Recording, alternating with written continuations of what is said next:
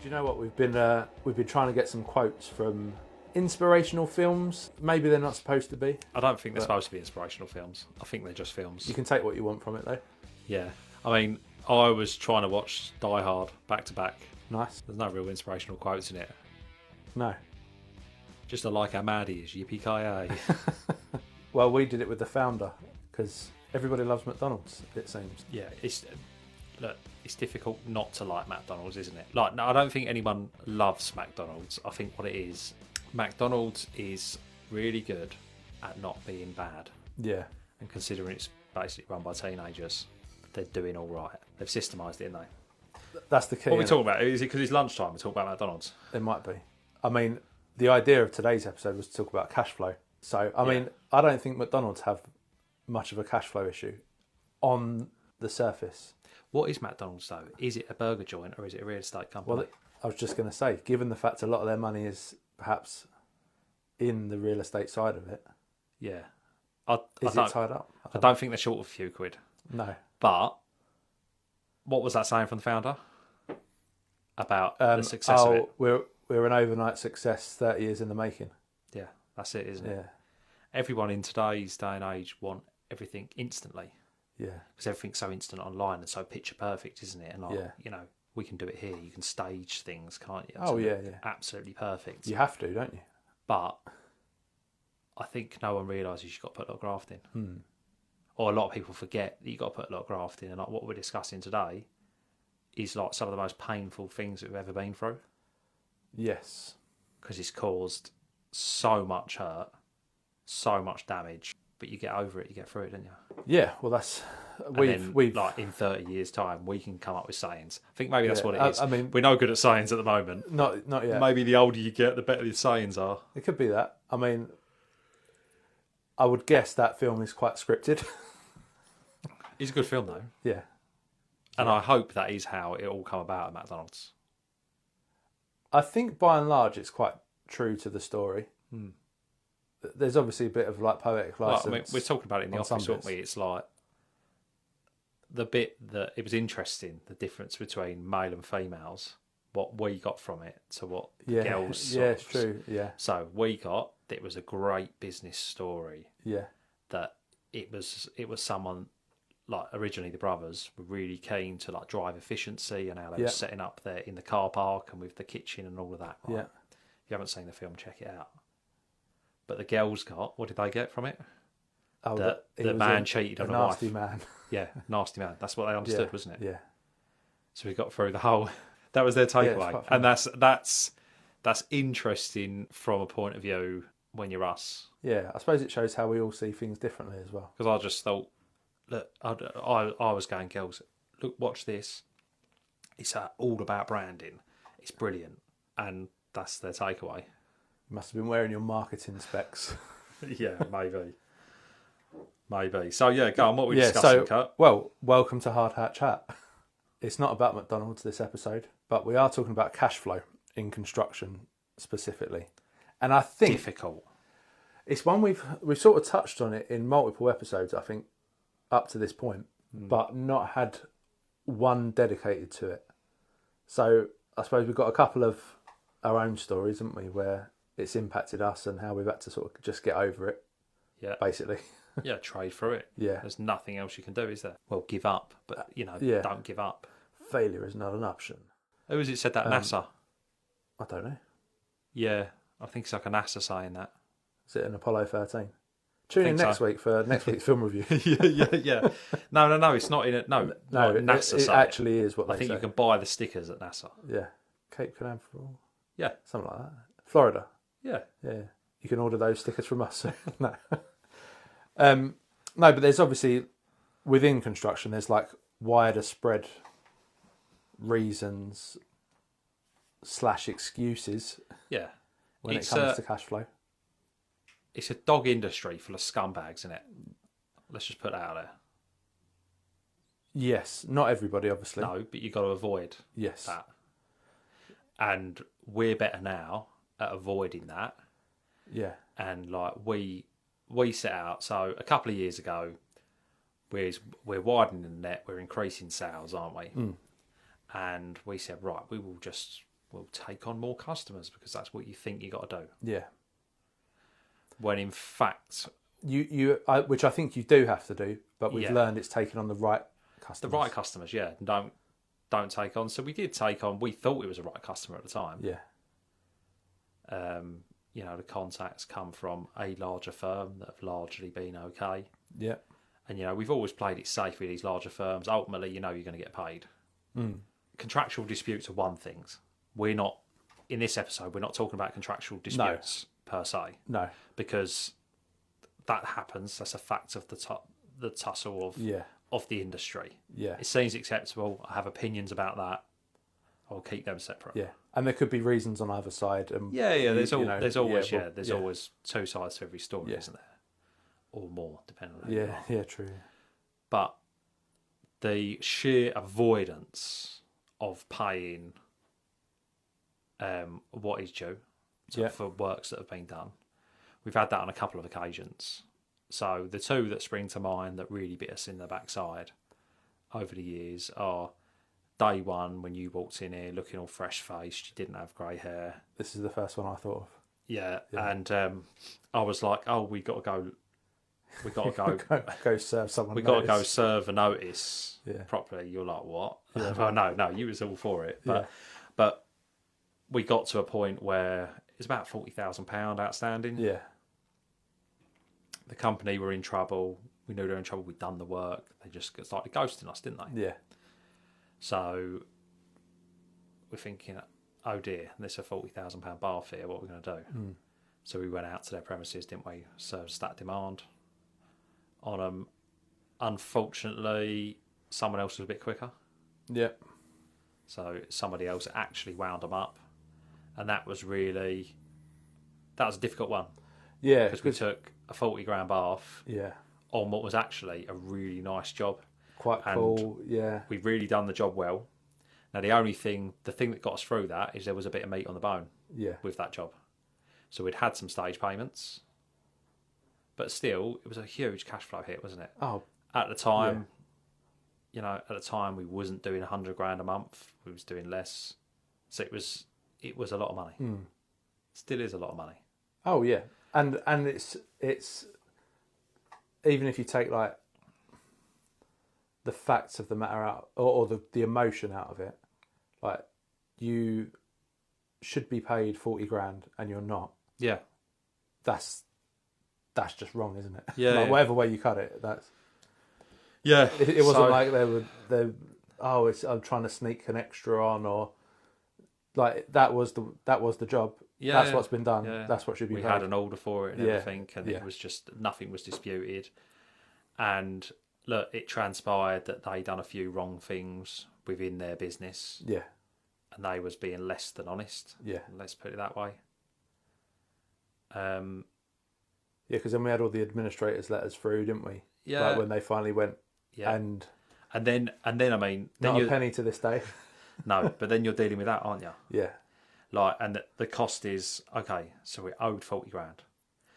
Then we put time and effort into putting little cases together. I mean, at one stage we got asked to finish a job, didn't we? Yeah. So can you finish their part of the job? So it was like we put a bit of a cost to it. All of that's time and effort. And I think what we've learned, so that was like nearly 3 years ago. Yeah, it would be. Yeah. Yeah. And then I think what we've learned, particularly from then to like what's happened in the last 18 months, we've got better at dealing with it. Yeah. So like you don't know, no one can tell you that you've got to do this, you've got to do that. You've almost got to know how to do it yourself, or you've almost got to walk that path, haven't you? Yeah, because then with the next one, it was a similar scenario, I suppose, wasn't it? We wanted to, again, look for new customers, new clients. Yeah. It had come from a good place. Yeah. We even started on a smaller project first, didn't we, as well, actually? A couple of little smaller bits. Yeah, we built it up, yeah. Went okay. Yeah. We done what we always do, where we treat people with the utmost respect. Yeah. So we always treat them how like we want to be treated. Yeah, that's just... Yeah. So... Yeah, but not everyone's like that in this industry, are they? No, but they're not. We're like that. So we went in, we done a good job across a couple of projects. Yeah, no issues. and their account was ramped up just below 100 grand. Yeah, so it was across two projects, wasn't it, in the end then at that point? And then we started to get some issues. So we'd agreed 30-day payment terms. Yeah. So we can't complain about that. No. After the sort of 30 days and we began chasing, we almost fell hook, line and sinker for the story of, can we just get this over the line and then we'll make a payment? So I remember it myself. I was out there one day in a playground, finishing this playground off because I wanted the school kids to come back and have this playground. Yeah, that was the whole idea, wasn't it? And we was promised £40,000 payment that day, and it never came. No. And I remember saying to you, do we stop now? I'm halfway through this playground. And we both decided that no matter really what the contract says, because technically, we've got to give 7 days if we do that because they're now at breach. Yeah. We just carry on because we wanted to save face and make it look all right to, obviously, to the end user. Because at this point, we've got a middleman, and this is maybe where some of the problems come in. Yeah. These middlemen that are allowed to just squeeze you. So they're the main contractor, but they're not really the main contractor, are they? Because they're just kind of waiting to get paid to pay you. Yeah. Yeah, operating on a paid when paid. Yeah. Yeah. Which is illegal. Let's put that out there. That is illegal. You can't do that. We don't live in a paid when paid. The contracts are between individuals, between companies, and you've got to pay your way. Now, we know that the industry works different, and we all accept and the way the the size industry of works. the outfit sometimes dictates, largely dictates. Yeah, 100%. That, doesn't it? But this one, it was a firm, maybe they was turning over about 5-6 million a year, so they weren't a big firm. No. And they essentially struggled to pay our bills, didn't they? Yeah. And you'd get every excuse under the sun, wouldn't you? Yeah. And then that sort of started happening, but it kept arriving, didn't it, for a while? Yeah, but then we got to a point where we heard whispers, you hear rumours, didn't you? Yeah. But then you want to work with them. Yeah. So we've because we'd always had reasonable chats and say, look, we understand cash flow. Yeah. And then at a stage we thought, we're getting paid because we're being understanding. Yeah. So I think a little bit trickled through, wasn't a lot. Yeah. And then before you know it, they was back up to 80 odd grand again, weren't they? Yeah. And then they hadn't gone bust on, I think. They just totally shut shop on us. Yeah. So we tried just before Christmas a couple of years ago. It sort of it was a lot of money for us. Oh, yeah. So I found someone online to serve some papers. It was some almost letters before action, but they are essentially bailiffs for the TV show. Yeah, yeah. So I thought, remember, this is great. So they were from DCBL, and I thought, right, let's get these boys to go serve this paper, have a bit of a presence there. They got the cameras on, and they've done that. And they was essentially saying, right, you've got to pay this money. If you don't pay this money, we are going to start winding up proceedings. We didn't hear nothing for a couple of days. This was just before Christmas, and I think Christmas Eve. We got a report back, didn't we? We got a report back from the bailiff saying they served it, done this and that. We didn't hear nothing. Then Christmas Eve, we got pay less notices. Yeah, that's right. We did. So this is 4 to 5 months after the invoices were due to be paid. Yeah. So a pay less notice is a legal document. It depends what the contract says. I was going to say, the contract's very specific about when they have to be served. Yeah, they have to be served after a certain amount of time. Usually 7 to 14 days prior to being paid. Yeah.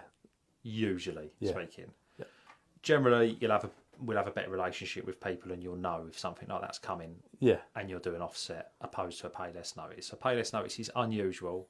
It's normally like the end of the line. So they hit us with this pay less notice. So we go, all right. So this is the first time that we're like, okay. So, do you remember? Sorry, I've just remembered. One of them was for more than that item we were even charging on that item. Do you remember? Yeah, I mean, so with a pay less notice, you can't charge more than what you was gonna have to pay. To do the job. Yeah, it's almost double. And also, if it gets in front of a court, it's got to be relative to what it is. So if you was saying to someone, well, I'm paying you less because you spilt paint on the carpet and I've got to change the carpet, I've got to clean the carpet, so I'm paying you £400 less. You can't say to them, I'm paying you if they've charged £800 for the job, you can't say, I'm going to pay you £900 less. Yeah, you owe me. Yeah, you owe me money. You cannot do that. No.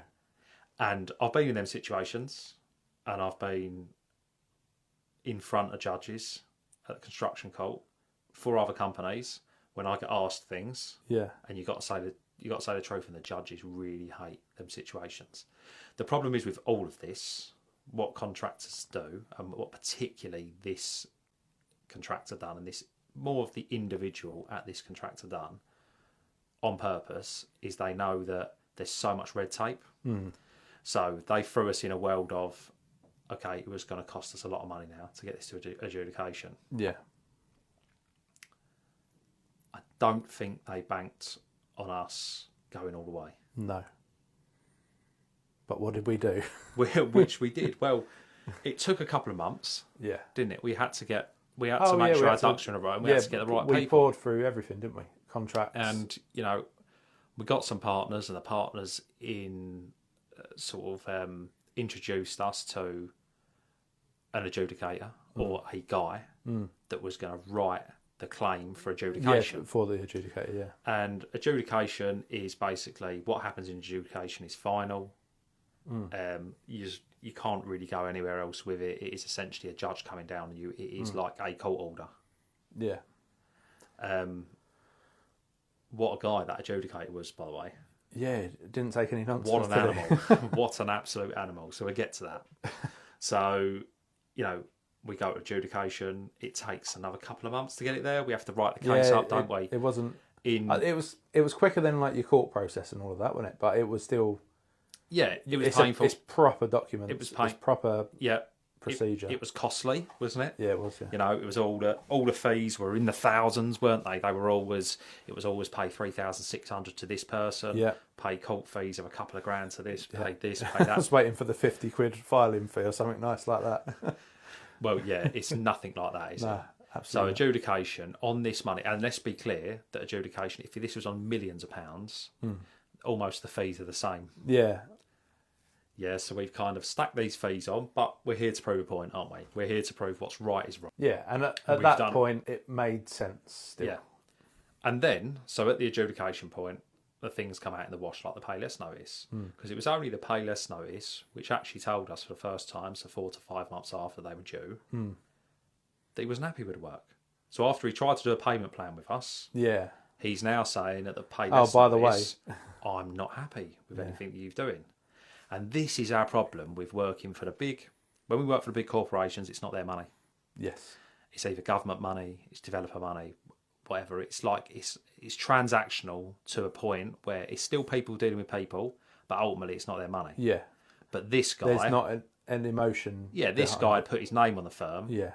So his emotion behind it was, well, screw everyone else. Yeah.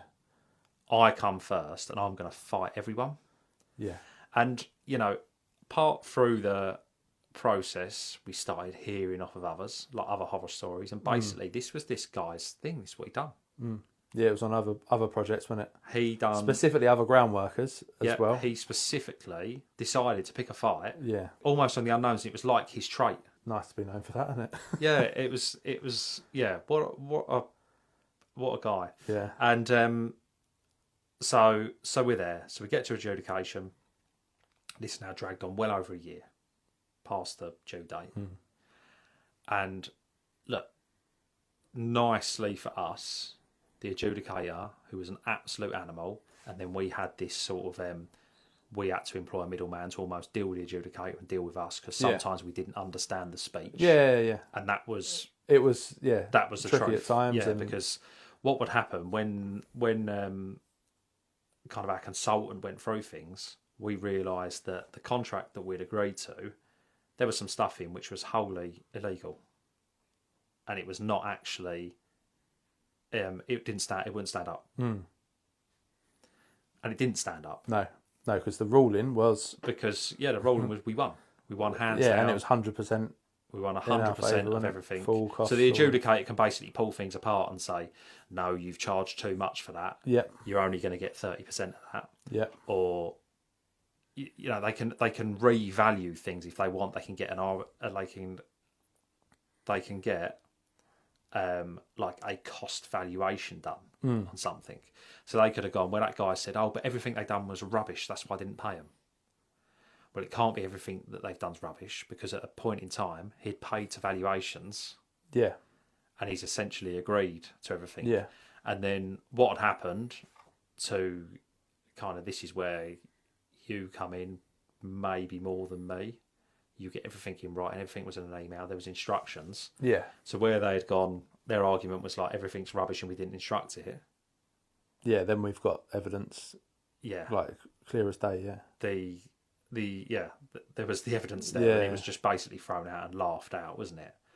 It was incredibly damning. I think we should we'll probably put the report on socials. Yeah, we should at a point, because some of the wording's quite nice. Yeah.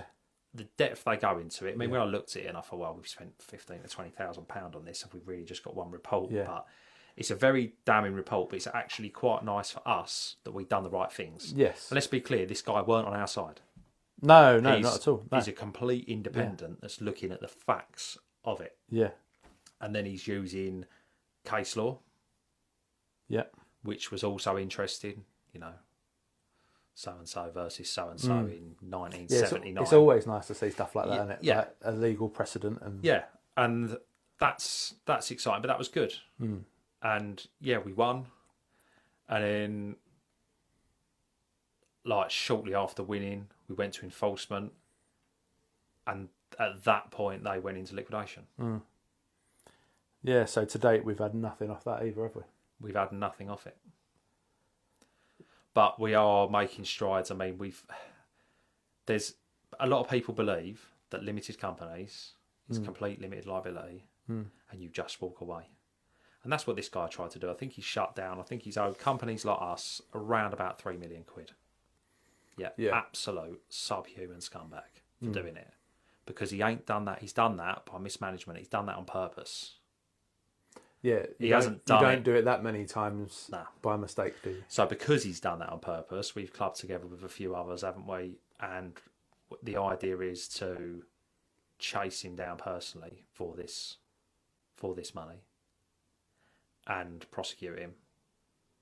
It's a longer drawn out process. Yeah, it's all got to go through the right channels and everything still, isn't it? But we believe that that's going to happen. And the thing, I suppose, the thing that was nice about it, we didn't instigate that. No. We got asked to join a group action, almost a group litigation, slightly American style. Yeah. Where there's a third party company. That, like the people versus. Well, it is, but then the guy clearly, and look, we're all responsible for things. I'm responsible for a lot that goes on here. And it's responsibility that I don't take lightly. Yeah. So, just don't do things like that. But it's also, obviously it hurts, again, going back to doing work, having it all agreed, then not getting paid for it. Like, again, whoever you are, whatever you do, that is just wrong and rubbish. Yeah. But we're obviously still here. Yes. So we have to treat those things. Obviously, there's ongoing bits, but we have to treat them as sort of a learning curve, don't we? Like you say, from the first one to that one, we got better at dealing with it in a proper manner. Oh, 100%. We had knock-on effects here, and we kept our supply chain up to speed with what was happening. Yeah. Which I think was almost a new thing. The reaction that we got from the supply chain, it was almost a new thing. Because cash flow is a dirty word, but it shouldn't be, because we're all suffering from it. Yeah. Whether you've dealt with stuff like this or not. Yeah. But you deal with it incredibly. And you dealt with it incredibly, and we come up with schemes of it wasn't really schemes, but we come up with ways of letting people know. So we let people know when it went to arbitration. We let people know when we won. Yeah. We also let people know that we didn't get paid again. And that was our way also. Also, that was our way of shutting this other firm down. Yeah. Well, I do think, though, so looking back on how we did deal with it, I would say people appreciated being kept in the loop with what was going on. I think the difficult bit for us, I found, was once they knew we'd won, that was like, oh, so you're going to get paid. Yeah. Like, and yeah. oh, that's it then. Like, which we didn't necessarily think it would happen like straight away. We thought it'd be a bit of a battle, but Yeah. I suppose we too learned that things, just because you've won on paper doesn't mean you've won at that point, does it? Really? No, it's like anything. It's Yeah. like a company return. It don't mean nothing. No, it's true. You ain't got the money in the bank, but your Yeah, bit of paper says you've got money. that's it, isn't it? Yeah, You can't get out the hole in the wall, can you? no. So I think from that second one, we've maybe then got better at spotting the signs earlier. Would you say? 100%, but also we've avoided completely. You know, if you aren't, Yeah, we are almost arrogant to the point of, if you're not turning over hundreds of millions, we always said $1 billion yeah, in your group of companies, you can't afford us. And it sounds arrogant, it sounds horrible, but when we're trying to experience has shown us, hundreds, 300 grand payments out of people, yeah, that's a lot of money to one guy that's put his family name on a building firm, yeah, that's actively setting out to knock people. yeah, Whereas to a corporation with a division here, division there, to national, where they're companies, sending, sometimes international. it's just better for us, isn't Yeah, it? But we still have the same problem that, you know, we don't want more than 10% of our business to be with one customer. yeah, And we'll have customers that we'll be doing like 40% of our turnover we'll be doing with one customer. yeah, Now they're safer in a way, but then we'll have things like then the big boys, like when ISG went bust and Carillion before them, and they do go bust because they're on such utter thin margins, aren't they? yeah. They really are. But I mean, so I suppose for the listeners, really, we're not necessarily going to, or hopefully don't have to deal with situations like that. Obviously, some of them will, or have. But cash flow is still an issue, isn't it, for so many? So even the knock-on effects of that, like, so you might be on a job for a contractor, and if that payment is delayed, then you've got to get maybe some specific materials that your supply chain don't offer. Yeah. You've got to go elsewhere. You haven't got those accounts set up. You've got to pay up front for that. Mm-hmm. All of a sudden, it's just getting strangled, isn't it? Yeah. Affecting your operations. Yeah. Like, but how do we deal with that? The only thing you can do, was it Winston Churchill that said, you keep calm and carry on? Do you know what? I know this is off topic. I thought we was coming up with sayings in this Well, part. no, I saw that. Obviously, you see it everywhere. Yeah. But for the first time, I think ever today, I saw it on an air freshener in somebody's car and thought, who did actually say that? Yeah, it was Winston It Churchill. was Winston Churchill, wasn't it? Yeah. I mean, it's good advice. But it is literally all you can do, isn't it? Because if you give up, they've won. Mm. You've still got to do something. Yeah. You've still got to do a job, have a business. Yeah. Oh, and you've got at points, just like we were saying about, it's an emotional decision from that side, if your family name's on it. Yeah. We could have an emotional reaction to it, and at times you do. Like, Yeah, that's perfectly normal. That's human. Yeah, exactly. Yeah. But you then need to take a minute, don't you, and like, right, how are we actually going to deal with this? Yeah. And then, like, as a team, deal with that. And that will be your supply chain. That will be your other clients as well. Yeah. And we did just deal with it. It was painful. Yeah. Yeah, and it takes time, doesn't it? And I think the thing is, for us, as our positivity, you can't always hark back to, if we had, like, say that money that we're talking about there, right? So it cost us nearly 30,000 arbitration collection fees to get 80,000. Yeah. Right?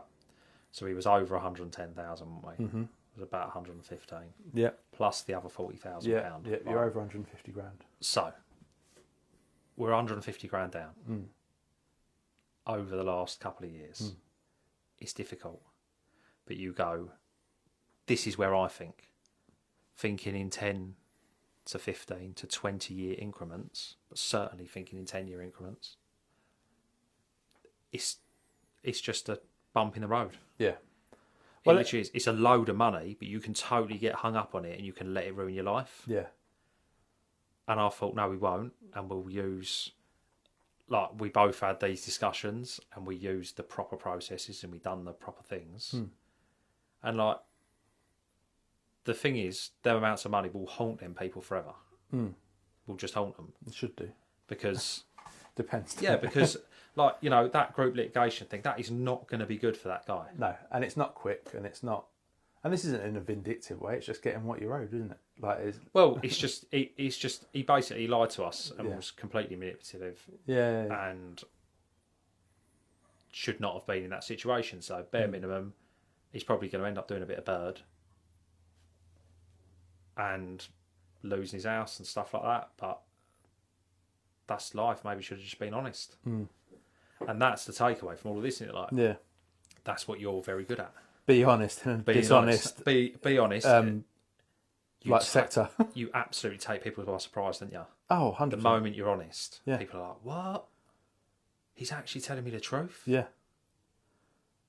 Yeah, it's amazing how baffling that is to people, but yeah, I mean that's a good takeaway. So I've got a couple of sort of key points I would say that affects cash flow for the majority. Yeah. So I think we should run through some of them and maybe just make a short comment on each. Yeah, go on. And yeah, see where we go. So we need to up the mood because it's a bit somber. Yeah, no, look. It was a bit somber till now. These are serious things. Yeah. Even these things we're going to discuss, but they're all things that can be dealt with, and that's the point, isn't it? Yeah. Right, timing of payments versus timing of payments to suppliers. Yeah, it's difficult, isn't it? Because we've those terms are often different, aren't they? We're essentially getting paid around 60 days. Yep. After we've done things for a month. Yep. So we're essentially cash flowing things for 3 months. Yep. You know, and prior to that month, there might be other costs involved. So if you work on kind of, you're not going to see your money back for 90 days, like, we're okay with that. We work with that. Our suppliers would insist on 30 days. Yeah. 30 days month end, which could be 60. Yeah. But 9 times out of 10, it's not. No. So it's around 40-ish days normally, isn't it? Yeah. I think we work on generally about 45. So we only, in the 5 years we've been doing this, we've only ever got one to accept 60-day terms. Yeah. And that was a big national that said they'd never do it. That accepted, that looked at the business, that rather than looked at a spreadsheet, looked at what we was doing as a whole for who we was working for, and accepted the fact that if they wanted to be supplying us, that part of that would be. Yeah. I think that's wherever you can. Obviously, it's probably more likely to be able to get it from the client than it is the supplier, in our experience. Try and get those terms to match up as closely as you can. Try and pull the terms together. Like that. That's going to help. So we still today will have almost standard terms put in orders. Yeah. And we'll almost have to negotiate a better term. Yeah. Of payment. Oh yeah, that's just standard terms, but we'll pay you early. Yeah. And then we'll have a thing where, a director didn't sign it off for there being we'll still get issues like that, but yeah, that is what it is. So yeah, I think try and negotiate better terms, step one. Yeah, like everything's negotiable, isn't it? We even had it, sorry, I know we were talking about clients and suppliers, but we even had it where we had a situation where we were doing some work for a client and then we were the client to them on another job. Yeah. And somehow we ended up with having to pay our invoice like 30-day terms they were putting us on. Yes. And we were month end plus 60. Yes. With them. Yeah. And I mean that's a big firm as well. Yeah. They are £1 billion firm. Yeah. And they had mad terms, and you'll find that of all of them. Yeah. So all the house builders are the same. So I was talking to a supplier the other day, and the supplier said there's no margin on things. It's like 3% margin for them on getting, say, block direct to site. And they go, then we've got to wait 90 days to get paid it. Mm. But they're paying, so suppliers are getting off wholesalers at 60. Mm. So they're still bankrolling things for 3%. There's not enough meat. No, that's true, isn't it? And I think what annoys me is the big boys always keep the cash. Mm. And it's like literally changes the game for us. It changes how we can deliver a project for them if they're just a little bit more forthcoming with money. Yeah. Yeah, it could really speed things along, especially on this. The next one I was going to bring up was like when there are upfront costs. Mm. We've mentioned about if you've got special order items that aren't part of your supply chain. So that's a difficult one to deal with, really, I would say, because our clients just wouldn't do an upfront cost. Like, I can't think of maybe one that would pay something. Obviously, the rest. The thing is, the problem is that's a cost to us because there's so many dogs in the industry. Mm. Oh, I understand why they make those decisions. They wouldn't trust someone to, No. Oh, we give someone the money up front for that bike shelter, and then they do one with the money. Yeah. And the situation we found ourselves in with the first time we lost a load of money was essentially that the local authority had paid the guy up front to get it off their books. Yeah, it's true. In a calendar year. Yeah. And he decided that rather than paying his supply chain, he might as well, and he literally done a bunk from the country, might as well run. Yeah. Because he'll probably never have that sort of money again. Yeah. Money's evil. Is the root of all evil. Misquote, that is. Go on. The love of money. The love of money. Is the root of all evil. It is though, isn't it? Yeah. Yeah. No, it is. Like, it makes people weird, doesn't it? Yeah. Like, to say the least. Yeah, yeah. Here's one for you. Go on. I'm not trying to boil your blood, by the way. Go on. Retentions. Disgusting. There's a bit of movement to try and get rid of them. Whether they will be successful or not, right. I don't know. So we've spent sort of 30% of my career in rail. Hmm. Oh, yes. Yeah. It's not a thing on rail. No, I didn't know that. And that is... It's not a thing. Yeah. It shouldn't be a thing in construction. No. It's wrong. No. But even... So I would say the retention being there in the first place... Yeah. Is one we're not making that much money. No. But then when it comes to getting paid on that retention... Awful. We've heard every excuse under the sun. Yeah, yeah. Oh, haven't got PC yet. Yeah. Oh, we haven't been paid. Yeah, we'll go back to earlier. Again, we don't live in a paid mate. Yeah. It's illegal, and Yeah. you've got to. And I suppose the difference is, as you get older and you know more people higher up the food chain, Yeah. you have discussions which crushes the little Hitlers because there's loads of them. Yeah. They come out of college, uni. They think they're going to bash you because they think they will go to groundworks, make loads of money. Come run an O licence, a load of vehicles. Pay our insurance. Come and premium. pay, exactly. Yeah. You know, Pay the labour rates since pay COVID. the labour rates. Yeah, exactly. Yeah, you haven't increased your rates since COVID. Yeah. And the cost of living's gone through the roof, and you've got guys on £1,000 a week who can't afford to live. Yeah. Yeah. I mean, that's a whole other topic, isn't it? It's another topic, but it's because of these little. Yeah. So let's move on to some practical points then. Yeah, please. So, obviously, being aware of what's in your order. 100%. Yeah. Number one, surely. Yeah, and if it's okay to not know, and it's okay to get advice. Yeah. We've had some great people over the years. Oh yeah. You know, Kevin Fisher, legend, the guy. What he I love some of the wording he'd come up with and stuff as well. Like Tony Eaton. Yeah. Maybe an acquired taste, a spicy meatball marinara, the way that he talks to you, but Got it knows done, didn't he? his stuff. Yeah, yeah. Like, I think probably the most brutal one's Alex that we've ever met and been around. Like, Alex will put a delay notice in if they don't open the gate on time for the site. Yeah. But he's right. It's technically... And he wins and he will pull stuff out of the wording Yeah.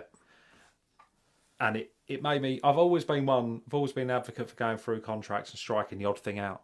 Yeah, you do that. And I do it to provoke a reaction more than it's not that I don't agree with the term. I get then a phone call off a lead QS or a commercial director that'd be telling me, but that's the terms and conditions, Dan. Yeah. Why have you done that? Nobody does that. And I say, yeah, but I don't agree with them. Do you want us or do we want you? Like, who wants who more? Yeah. But we really want you to do the job, but you've got to agree to the terms. And they'll always accept it in the end. No, it does. But it always provokes that reaction. I suppose in the industry, I'm known for that. Amongst other things. Amongst other things. But I'm known because I'm actually not that good with reading and writing. No, but I'm quite good with contracts. But you know what's in a contract before we're starting a job. And I think that's important because I look out for pitfalls and terms. Yeah, when it comes to these issues, like even with me, you've been like, oh, is that valuation gone off? But no, it's not. No, in that contract, it's. I will tell you the new latest sort of thing that's come out the last couple of years is this contractor design element. Yeah, that's been popping up a lot. Yeah, Isn't it? We're a subcontractor. Yeah. So that ain't on us. No. That's on you. You're the contractor. No, from the client to the contractor. Yeah, and they go, oh no, we back to back it. Yeah. The amount of times we have to put out in the contract because then our subcontract will say contractor design proportion. Yeah. Like nil or nothing, or it'll be struck through or whatever in a pre-start meeting. And we'll get to a site scenario and they sort of drive in their site teams and they go to their site teams, well, that's on contractor design. Yeah. That's on call for to tell us what they're doing. And we go, hang on a minute. Look at this. Yeah. We go like literally, and I think some people think it's us being argumentative, a bit spicy. I think ultimately you gain more respect for it because we're not arguing, we're pointing out pitfalls. No, we put delay notices in. Yeah. We'll be up to 180 delay notices on one project. We put them in. We might not be claiming, but we put that there's a time delay and there's a cost to this. Well, it's all just building up a record of how that job's done. And I find the professional firms like it and accept it. And accept it. Yeah. Because that's how they want it to be. Because it makes them better. Well, and the moment you get a firm that won't accept it, they go, no, we don't deal like that. Yeah. Then I think... Yeah, it's a bit of a red flag. I will go, well, we don't deal with you. Yeah. Yeah, going back to those two points. We don't deal with you. Yeah. Because we are better than that. Yeah. No, it's a team effort to get a project over the line. Look, let's face it, we're spoke in a will. We're doing groundwork. We're doing a bit of scaffold. We're doing the things that we're doing. We're spoke in a will of the bigger picture of what's going on. But that's why it's then important to basically cross your T's, dot your I's, isn't it? If you know your order well, if you know that contract well, you make sure you stick to those valuation dates, the invoice dates. Like, you're doing everything within your control to make sure that your cash flow is not impacted more than it is going to be anyway, just by the other things we've spoken about. Yeah. I think I have more of a respect for it now, Curt. Yeah. I never wanted to... No one goes to school. I went to school thinking I want to be a builder, I want to be a carpenter. That's what I'd done at school. That's what I knew I was going to go into this game. Yeah. Didn't go to school thinking I want to be an MD. I certainly didn't go to school thinking I want to look at profit and loss spreadsheets. No. Neither did I, by the way. Yeah, but you realise the importance of having to do them, having to learn them, having to understand them, because then you realise how money moves. Well, any industry as well. It doesn't matter what you go into. Even if you're like a one-man band, you've got to balance what's coming in and what's going out, haven't you? So another point, probably the final one I'll bring up actually, when you get project overlaps. Sometimes no fault of your own. A project is due to finish through some of those delays that we've spoken about. You might have put your notices in for. You've then got another one start at a time when the other one should have already been finished. We've had that a few times recently as well, haven't we? Yeah. Especially, like, you get it more in winter, I suppose, when you're quite weather affected on certain jobs, aren't you? That's such a struggle, isn't it, on resources? Not just financially either, there actually. Just getting your teams on, like being able to get on meaningfully with those jobs. Because it's the worst thing for us is just putting somebody there. That costs money. You're not doing anything. Yeah. But getting that across to the client sometimes is, that boils down to, a lot of the time boils down to a relationship again, doesn't it? Yeah, I think so. That's another takeaway from this. A lot of these things, actually, you can not make the pain go away, but ease it by having good relationships. Just good relationships. Just look on both sides, suppliers, good clients, good PR, yeah, good relationships. Just to make sure your suppliers want to actually work with you, yeah, and want to supply to you, and then they need to understand the path you're carving, yeah, what you're doing. And I believe that when they understand that, they want to help. Like actually, yeah, and that might surprise people because listening. Again, not a lot of people tell them. Yeah, yeah. A lot of people just say, "Oh yeah, I'm double busy. I've got like best jobs." Yeah. But we'll say, "Well, my truck's broken down. Yeah. I'll be there next week." Yeah. All that rubbish. Well, I think we don't want people to be. Well, we got to do an episode about excuses. Some of my favourite ones. Yeah, right. No, don't bring them up. No, yet. some of my favourite ones are the things where people thought they were excuses and they're fact of what happened. Right. Okay. So we'll do one of them. Okay. That'd be another Dan and Curt special. I've just been under the door. We've been given a question. Oh wow! So we'll finish it off. What's this for competition time? A little competition run, yeah. Competition time. One question only. Like Go on. tubes. How much did it cost to build Hampton Court Palace? A totally random one, but it's about cost. It I suppose is about cost. Yeah. Right, so But I'm anyway. assuming, because it's a palace, what did it do? Burn down in the 90s? Is that one? I think some of it. No, 1986. In Right. William III's So section. are we guessing on old money? I think it's old money. Look, if we both guess old money, Okay. we're going to. How much did it cost to rebuild it? No, this is build originally. So the original building, like what? Oh, I don't even know. I know 1400s. nothing about it. I'm going to say. It'd be like £5. I'm going to say more than that. I'm going to say All right. 200 grand. So how much it cost to originally build it? Yeah. 200 grand was a lot of money. A lot of money. So I'm going to say I think I might have over-egged it actually. 157,500, 8,000 gold coins, and a few bits of silver shrapnel. And some barrels of mead. Yeah, yes. Let's see. Oh, Go on. we've got a problem. What's the problem? So it's been given as a modern equivalent. So I don't know. Well, you what, better I don't know transcribe what we it on do your at phone this then. point. Right. What's the modern equivalent? The modern equivalent is 100 million. So we look. We need these questions need to be a little bit more specific. right, 1514. Like, how do they even work that out? Oh, I don't know. I don't know if this calculator goes back that far. Oh, it does. Go on. Right, hang I about. bet it's like £5. I bet it's £5. I bet I'm nearer. I think I've found my evening. Like I'm gonna. I said 200 grand. Yeah. Yeah. Oh, not that far off. I think you're going to be really close. Go on. So I will say I'm good at this game. 187,680,000 is 200 grand in 1514. Right. You guessed 157,500, wasn't it? Yeah. 147 million. So you win. And you're only 47 million out. Wow. I could work on HS2, couldn't I? Because they get it within the billions. Yeah, they were billions of pounds. Yeah. I'm up for it. If they want me to go work there for $500,000 a year, I'm available.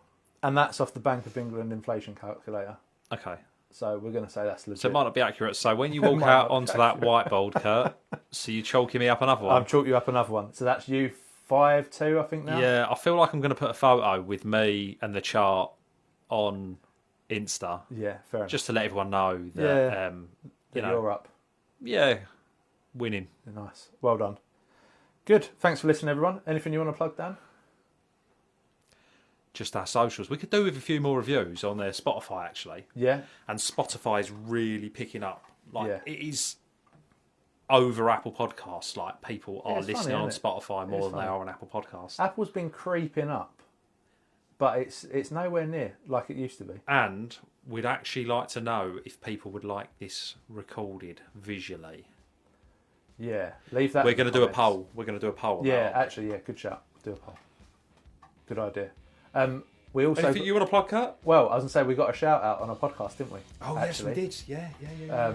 Actually, one of my favourite podcasts. I think they're coming on, aren't they? They are. Curbside.